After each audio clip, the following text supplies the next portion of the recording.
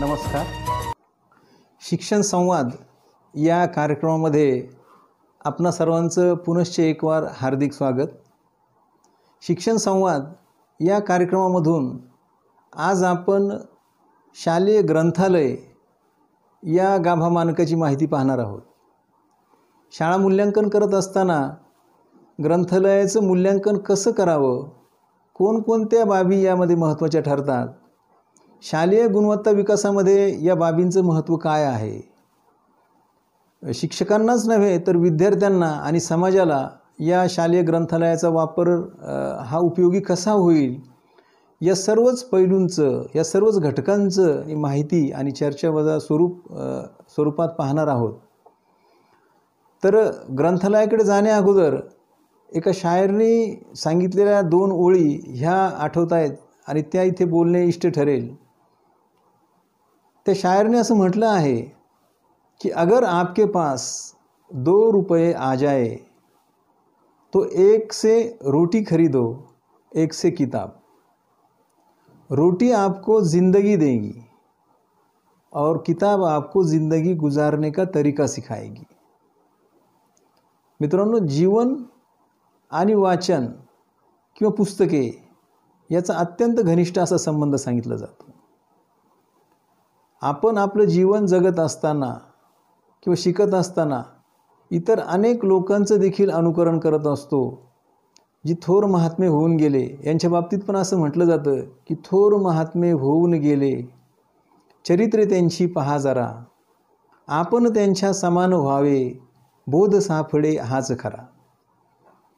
तर थोर महात्म्यांची चरित्रे ही आपल्याला पुस्तकामधून वाचावयास मिळते आणि त्यामधून एक नवी उर्मी, नवी प्रेरणा, जीवन जगण्याची एक नवी दृष्टी आपल्याला प्राप्त होत असते. आणि म्हणून ग्रंथ हेच गुरु या न्यायाने ग्रंथाचं महत्त्व हे अनन्यसाधारण आहे. ग्रंथाच्या बाबतीत असं म्हटलं जातं की व्यक्तिविकास हा खूप सारा ग्रंथावर देखील अवलंबून असतो आणि म्हणून व्यक्तिविकासापासून समाज विकास आणि राष्ट्रविकास याला देखील ग्रंथांची मदत होत असते. आणि ही ग्रंथ जिथे असतात त्या ग्रंथालयाचं देखील महत्त्व हे अनन्यसाधारण असं आहे. बौद्धिक विकासाचं शक्ती केंद्र आणि सामाजिक विकासाचं ऊर्जा केंद्र म्हणून ग्रंथालयाकडे बघितलं जातं. अद्ययावत ग्रंथालय ही शिक्षणाला एक नवी दिशा देऊन जातात. आपण पाहतो की पुस्तके, अभ्यासक्रम आणि इतर बाबींमधून जे घटकाचं आशयाचं ज्ञान आपल्याला मिळतं ते मर्यादित स्वरूपाचं असतं. पुस्तके तयार करत असताना, अभ्यासक्रम तयार करत असताना आशयाच्या मर्यादा या ठरलेल्या असतात. अशावेळी त्या आशयाचा अधिक अभ्यास करण्यासाठी संदर्भ ग्रंथांचा वापर केला जातो आणि ही वेगवेगळी संदर्भ ग्रंथ आपल्याला मिळण्याचं जे ठिकाण असतं ते आहे ग्रंथालय. प्रत्येक व्यक्तीच्या जीवनामध्ये ग्रंथाला अनन्यसाधारण असं महत्त्व आहे. ग्रंथामधील ज्ञानाचा वापर करून प्रत्येक व्यक्ती स्वतःचं जीवन सुकर करू शकते आणि म्हणूनच प्रत्येक व्यक्तीला ग्रंथालय सेवा मिळाली पाहिजे असा विचार सर्वप्रथम इंग्लंड आणि अमेरिका या प्रगत देशांमधून केलेला दिसून येतो. ग्रंथालयाची चळवळ ही सर्वप्रथम इंग्लंड आणि अमेरिकेमध्येच उभी राहिली. त्या काळी या देशांमधून नागरिकांकडून जो कर वसूल केला जात असे, या करामधून वाचनालयाची पुस्तके किंवा ग्रंथालय सेवा मिळावी असा विचार करून त्या ठिकाणी ही चळवळ सुरू करण्यात आली. पुढे इतरही देशांमधून ग्रंथांचं महत्त्व ओळखून या चळवळी सुरू झाल्या आणि सर्वच देशांमधून वाचन संस्कृतीच्या विकासाला सुरुवात झाली. भारतामध्ये देखील वाचन संस्कृतीचा विकास व्हावा ह्या हेतूने सर्वप्रथम बडोदा जे संस्थान आहे, या बडोदा संस्थानामधून श्रीमंत सयाजीराव गायकवाड यांनी ग्रंथालय चळवळ सुरू केली. आपल्या संस्थानामध्ये अत्यंत नियोजनबद्ध पद्धतीने आणि भरपूर मोठ्या प्रमाणावर त्यांनी वाचनालय उघडली. याचबरोबर नियोजन देखील केलं की प्रत्येक जिल्ह्यामध्ये, तालुक्यामध्ये, गाव पातळीवर वाचनालय कशी सुरू होतील, ग्रंथालय सेवा कशी मिळेल या दृष्टीने त्यांनी प्रयत्न केलेले दिसून येतात. भारतानंतर आपण जर आपल्या राज्याचा विचार केला, महाराष्ट्र राज्याचा, तर महाराष्ट्र राज्यामध्ये देखील श्री द वा जोशी यांच्या प्रेरणेमधून ग्रंथालय चळवळीला सुरुवात झालेली दिसून येते. यानंतर याच चळवळीचा अभ्यास करून फैजी समितीने जो अहवाल मांडला होता त्या अहवालामधून प्रत्येक गावामध्ये ग्रंथालय असणं आवश्यक आहे आणि ते कशा प्रकारचं असावं याचा उहापोह करण्यात आला. ग्रंथालयात उपलब्ध असलेल्या साहित्याचा अधिकाधिक वापर करण्यास शिक्षक आणि विद्यार्थी यांना प्रवृत्त करणे आणि त्यांना आवश्यक त्या ग्रंथालय सेवा उपलब्ध करून देणे हे शालेय ग्रंथालयाचे उद्दिष्ट आहे. शालेय ग्रंथालयाचं स्वरूप यावर जर बोलायचं ठरलं तर आपल्याला वेगवेगळ्या प्रकारची ग्रंथालय देखील पाहावयास मिळतात. RTEच्या निकषानुसार प्रत्येक शाळेत ग्रंथालय असणं हे सक्तीचं करण्यात आलेलं आहे. असं असलं तरी आपण पूर्वीपासून ज्या शाळांमध्ये ग्रंथालय अस्तित्वात होते आणि ज्या शालेय ग्रंथालयाचे स्वरूप आहे यामधली भिन्नता ही आपल्याला मूल्यांकनामध्ये लक्षात घेणे आवश्यक ठरते. मूल्यांकन करत असताना एकाच प्रकारचं मूल्यांकन जर आपण करायचं ठरवलं तर छोट्या शाळा आणि मोठ्या शाळा यामधली जी ग्रंथालयाच्या बाबतीतली जी मोठी दरी आहे ती आपल्या लक्षात येते आणि म्हणून ग्रंथालयाचे जे प्रकार आहे ते देखील पाहणे क्रमप्राप्त ठरते. तर ग्रंथालयाचा जो पहिला प्रकार आहे तो आहे मध्यवर्ती ग्रंथालय. मध्यवर्ती ग्रंथालय हे एक आदर्श पद्धतीचं ग्रंथालय आहे. मोठ्या शाळांमधून अशा प्रकारचं ग्रंथालय आपल्यास पाहावयास मिळते. मध्यवर्ती ग्रंथालयामध्ये ग्रंथांची देवाणघेवाण करणे व ग्रंथांचे व्यवस्थापन करणे, पुस्तकांचं व्यवस्थापन करणे यासाठी स्वतंत्र ग्रंथपालाची नेमणूक केलेली असते. हे ग्रंथपाल प्रशिक्षित असतात आणि विषयानुरूप, आशयानुरूप, विद्यार्थी वयानुरूप पुस्तकांची रचना त्या ग्रंथालयामध्ये केलेली असते. काचेच्या कपाटामधून ग्रंथ विशिष्ट पद्धतीने रचून ठेवलेले असतात आणि विशिष्ट पद्धतीने आणि त्या क्रमाने या पुस्तकाच्या देवघेवीमध्ये विशिष्ट रचना असते, विशिष्ट पद्धतीने त्याची मांडणी केलेली असते.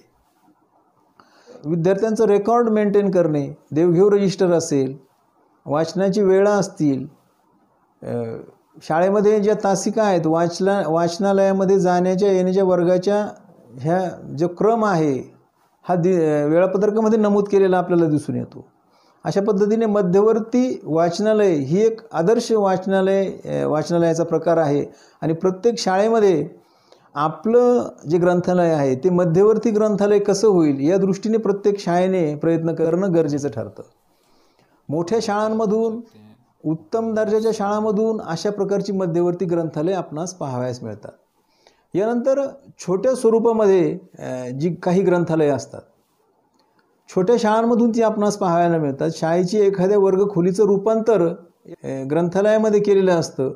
याही ठिकाणी कपाटांची रचना असते, वाचनालयासाठी डेस्क किंवा टेबलाची व्यवस्था असते, देवघेव रजिस्टर असते. इथे व्यवस्थापन मात्र शिक्षकामार्फत केले जाते. शाळेमध्ये ग्रंथांची आवड असेल, वाचनाची आवड असेल अशा शिक्षकाकडे शक्यतो व्यवस्थापन दिलेलं असतं आणि हे शिक्षक त्याचं व्यवस्थापन अत्यंत चांगल्या प्रकारे पार पाडत असतात. यानंतर याहीपेक्षा जर शाळेला जागेची उपलब्धता नसेल अशा वेळी मात्र एखाद्या वर्गाच्या किंवा कार्यालयाच्या खोलीमध्ये वाचनालयाचं कपाट असतं आणि या कपाटामध्ये पुस्तकं ठेवलेली असतात. शाळा मूल्यांकनामध्ये यानंतर सर्वात महत्त्वाची ठरते ती आहे ग्रंथालय तासिका. प्रत्येक वर्गाने स्वतःच्या वर्गाच्या वेळापत्रकामध्ये ग्रंथालयासाठी काही तासिका या राखीव ठेवलेल्या असाव्यात. या तासिकामध्ये विद्यार्थी त्यांना हवे असलेले संदर्भ ग्रंथ यामधून उपलब्ध करून घेतील, त्या वाचनालयात बसतील, तेथे वाचन करतील, त्या संदर्भातल्या ज्या नोट्स आहेत त्या अद्ययावत करतील, नोट्स लिहितील, पुस्तके पुन्हा जमा करतील. अशा पद्धतीची रचना या ग्रंथालयाच्या तासिकेमध्ये असती. प्रत्येक शाळेच्या वेळापत्रकामध्ये ग्रंथालयाची तासिका असणे हे यामुळेच महत्त्वाचे ठरलेले आहे. इतरही काही उपक्रम जे ग्रंथालयाच्या दृष्टीने आणि वाचन संस्कृती विकासाच्या दृष्टीने अत्यंत महत्त्वाचे आहेत असे घेतलेले आपल्याला शाळांमधून दिसून येतात. यामध्ये एक अत्यंत प्रभावी ठरलेला उपक्रम म्हणजे वाचन पेट्या. शाळेमध्ये ग्रंथालय उपलब्ध नसेल किंवा पुरेशी जागा उपलब्ध नसेल, अशा वेळी वाचन पेटी ही अत्यंत प्रभावी ठरलेली आपल्याला दिसून येते. अवांतर वाचनासाठी असलेली पुस्तके, पर्यावरण शिक्षणावर आधारित अशी पुस्तके, मूल्य शिक्षणावर आधारित अशी पुस्तके किंवा इतर संदर्भ म्हणून वापरली जाणारी पुस्तके या वाचन पेटीमधून, ही पेटी वर्गामध्ये असते आणि सर्व विद्यार्थ्यांना ही पुस्तके वाटली जातात. ठराविक दिवसानंतर ही पुस्तके पुन्हा जमा केली जातात आणि यामधून विद्यार्थी काय शिकले या संदर्भातली चर्चा शिक्षक आयोजित करतात. अत्यंत उत्कृष्टपणे वाचन पेट्याचं व्यवस्थापन झाल्याचं आपण पाहतोय आणि त्याचा प्रभावी वापर ठरतोय हे देखील आपण मूल्यांकनामध्ये नमूद करणे क्रमप्राप्त ठरते. यानंतर मधल्या सुटीमध्ये वाचन करण्यासाठी काही ठिकाणी शाळांनी वेगवेगळे उपक्रम घेतल्याचे दिसून येतात. मधली जेवणाची सुटी जी असेल, मधली मोठी सुटी, जेवणानंतर जो शिल्लक असलेला वेळ असतो, या वेळेमध्ये काही विद्यार्थी आवडीची पुस्तके घेऊन झाडाखाली बसून वाचन करतात किंवा काही ठिकाणी वाचनासाठी झोपड्या देखील तयार केलेल्या आपल्याला दिसून येतात. अशा पद्धतीने वाचनाच्या सुटीचा जो आहे, म्हणजे मधल्या सुटीचा जो आहे, तो अत्यंत चांगला उपयोग केल्याचे या उपक्रमामधून दिसून येते. यासोबत काही शाळा नियतकालिके आणि वृत्तपत्रे याच्या वाचनाचा देखील उपक्रम राबवताना दिसून येतात. इयत्ता 10वीचे विद्यार्थी असतील तर अशा विद्यार्थ्यांना अधिक वाचनासाठी संदर्भ ग्रंथ उपलब्ध करून देणे हा देखील उपक्रम काही शाळांमधून यशस्वीपणे राबवल्याचे दिसून येते. काही विशेष परीक्षा असतील, काही स्पर्धा परीक्षा असतील, या स्पर्धा परीक्षेची पुस्तकं विद्यार्थ्यांना वेळोवेळी उपलब्ध करून देणे हा देखील उपक्रम काही शाळांनी आयोजित केल्याचे दिसून येते आणि त्याची देखील नोंद मूल्यांकनामध्ये घेतली जाते. 10वी नंतर 12वी नंतर विद्यार्थ्यांना व्यवसाय शिक्षण निवडायचं असेल विषय, तर यासाठी व्यवसायासंदर्भातलं मार्गदर्शन करणारी पुस्तके देखील काही शाळांनी पुरविल्याचे दिसून येते. तर मूल्यांकन करत असताना व्यवसायासंदर्भात विद्यार्थ्यांना मार्गदर्शन करणारी पुस्तके शाळेत उपलब्ध आहे का, अशा पद्धतीचा प्रश्न विचारला जातो आणि त्याचं सविस्तर वर्णन त्या ठिकाणी मूल्यांकनामध्ये घेतलं जातं. छोट्या शाळांमधून एक अत्यंत उपयोगी असा उपक्रम घेतला जातो आणि तो उपक्रम आहे वाचन दोरी उपक्रम. शाळेमध्ये भिंतीलगत तार किंवा दोरी बांधली जाते आणि विद्यार्थी संख्येचा विचार करून त्या दोरीवर पुस्तके ठेवली जातात. विद्यार्थी मधल्या सुटीमध्ये ती पुस्तके वाचतात. काही वेळा पुस्तके आवडली तर शिक्षकांच्या परवानगीने विद्यार्थी ही पुस्तके घरी घेऊन जातात. जेव्हा या तारेवरची सर्व पुस्तके विद्यार्थी वाचन करतात तेव्हा शिक्षक विद्यार्थ्यांशी चर्चा करून वेगळ्या विषयाची पुस्तके पुन्हा त्या दोरीवर ठेवतात. अशा प्रकारे वेगवेगळ्या विषयाची पुस्तकं, वेगवेगळ्या प्रसंगानुरूप पुस्तकं त्या दोरीवर ठेवून विद्यार्थ्यांकडून त्याचं वाचन घेता येतं आणि वाचन दोरी उपक्रमामधून पुस्तके वाचण्याचं जे उद्दिष्ट आहे ते पूर्ण करून घेता येतं. तर वाचन दोरी प्रकल्प देखील अनेक शाळांमधून प्रभावीपणे राबवल्याचे आपण पाहत आहोत. आपणास माहिती आहे की वाचन संस्कृती ही वेगवेगळ्या गावामधून देखील तिचं पुरस्कार केल्याचे आपल्याला दिसून येते. सातारा जिल्ह्यामध्ये भिलार नावाचं एक गाव आपल्यास पाहावयास मिळतं. भिलार या गावाला पुस्तकाचं गाव असं म्हटलं जातं. ज्या पद्धतीने पाहुणे आल्यानंतर आपल्याकडे त्यांचं आदरातिथ्य करण्याची पद्धत आहे, चहा पाणी प्रसंगी जेवण अशा पद्धतीची विचारणा केली जाते, तर या गावामध्ये मात्र पाहुणे आल्यानंतर वाचन संस्कृतीच्या विकासासाठी या पाहुण्यांना पुस्तके दिली जातात. पुस्तके वाचण्याचा आग्रह केला जातो. प्रत्येक घराच्या विशिष्ट भागामध्ये एक छोटंसं वाचनालय किंवा ग्रंथालय या घरामधून आपल्याला उभं केल्याचं दिसून येतं. काही घरांसभोवती किंवा बाजूला वाचन करण्यासाठी विशिष्ट पद्धतीचे बाके किंवा बसण्याच्या जागा देखील निर्माण केल्याचे आपल्याला दिसून येते. वाचनाची आवड असणाऱ्या प्रत्येक व्यक्तीने एकदा या गावास अवश्य आणि आवर्जून भेट द्यावी असं हे भिलार गाव. आपण बालकाच्या मोफत व सक्तीच्या शिक्षणाचा हक्क अधिनियम 2009 या अंतर्गत ग्रंथालयासंदर्भात जर आपण माहिती घेतली तर आपल्याला दिसून येईल की यामध्ये काही निकष दिलेले आहे. त्यामधला सर्वात पहिला निकष जो आहे ग्रंथालयाच्या संदर्भात तो आहे की प्रत्येक शाळेत विद्यार्थी व शिक्षक यांच्यासाठी ग्रंथालय असावं. दुसरा निकष दिला आहे की विद्यार्थ्यांची संख्या विचारात घेता 1:5 या प्रमाणात शाळेत पुस्तके उपलब्ध असावी. 1:5 हे प्रमाण जरी दिलेलं असेल, अशा वेळेस शाळा जर छोटी असेल की काही शाळांमध्ये अगदीच 20 विद्यार्थी असतात, 15 विद्यार्थी असतात, अशा वेळेस 1:5 हा निकष विचारात न घेता कमीत कमी या शाळेमध्ये 200 पुस्तके असावीत असे या निकषामध्ये स्पष्टपणे नमूद केलेले आहेत. ग्रंथालयाच्या मूल्यांकनासाठी काही प्रश्न शाळा मूल्यांकनामध्ये विचारले जातात. त्या प्रश्नावर आपण चर्चा करूया. यात सर्वात पहिला प्रश्न असतो की आपल्या शाळेमध्ये ग्रंथालय उपलब्ध आहे का? दुसरा प्रश्न विचारला जातो, ग्रंथालयासाठी स्वतंत्र खोली आहे काय? असल्यास त्या खोलीचं क्षेत्रफळ. ग्रंथालयात तिसरा प्रश्न विचारला जातो, ग्रंथालयात एकाच वेळी बसून वाचू शकतील अशा विद्यार्थ्यांची संख्या. चौथा प्रश्न विचारला जातो, ग्रंथालयाचे व्यवस्थापन कोणामार्फत चालवले जाते? ग्रंथालयाचं व्यवस्थापन कसं आहे या संदर्भातली माहिती घेतली जाते. स्वतंत्र ग्रंथपाल, प्रशिक्षित ग्रंथपाल नेमून ग्रंथालय चालवलं जातं किंवा शिक्षकामार्फत चालवलं जातं किंवा विद्यार्थ्यांमार्फत चालवलं जातं या संदर्भातली नोंद या ठिकाणी घेतली जाते. पाचवा प्रश्न विचारला जातो, शाळेने वर्गणी लावलेले नियतकालिके, वर्तमानपत्रे, मासिके यांची नावे. सहावा प्रश्न विचारला जातो, ग्रंथालयात शब्दकोश, विश्वकोश उपलब्ध आहेत का आणि ते विद्यार्थी संख्येनुसार पुरेसे आहे का? 100 विद्यार्थी संख्या असेल तर 1 शब्दकोश आणि 1 विश्वकोश आवश्यक आहे.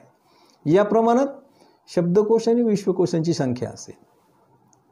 ग्रंथालयासाठी संगणक आहे का? बऱ्याचदा काही कंटेंट जो आहे, काही पुस्तकं जे आहे ई स्वरूपात असतात, तर अशावेळी संगणकामध्ये ई स्वरूपातील पुस्तकं, ई लायब्ररी आपण सुरू केली आहे का याची देखील नोंद या शाळा मूल्यांकनामध्ये घेतली जाते. आधुनिक युग हे विज्ञानाचं युग आहे. मग विज्ञान आणि तंत्रज्ञानाचा वापर करून या ठिकाणी आपलं ग्रंथालय सुसज्ज करण्यात आलं काय याची देखील माहिती या मूल्यांकनामध्ये घेतली जाते. आणि एका छोट्या ग्रंथालयापासून तर अद्ययावत ग्रंथालयापर्यंत की ज्या ग्रंथालयामध्ये ई लायब्ररी आहे, आधुनिक तंत्रज्ञानाचा वापर करून पुस्तके विद्यार्थी आणि शिक्षकांच्या लॅपटॉपवर उपलब्ध करून दिली जातात, टॅबवर उपलब्ध करून दिली जातात, नेटवर उपलब्ध करून दिली जातात. याही गोष्टीची नोंद गुणवत्ता या सदरात घेतली जाते आणि ग्रंथालयाचं मूल्यांकन केलं जातं.